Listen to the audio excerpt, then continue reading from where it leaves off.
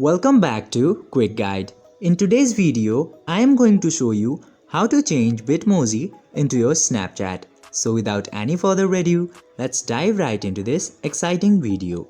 Step 1. Open your Snapchat app. Firstly, you need to open your Snapchat application. And after opening the Snapchat, just simply navigate to your profile by clicking to this Bitmoji into your top left corner. Step 2. Click to Edit Avatar button. Now after coming to your profile, you just simply have to click to this button to change your avatar. Step 3. Customize your avatar.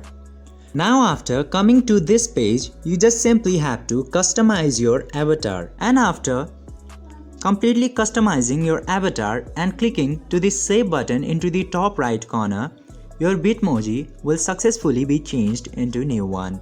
I hope you find this video helpful. If yes, don't forget to like, share and subscribe to the channel to never miss another update. Thank you for watching.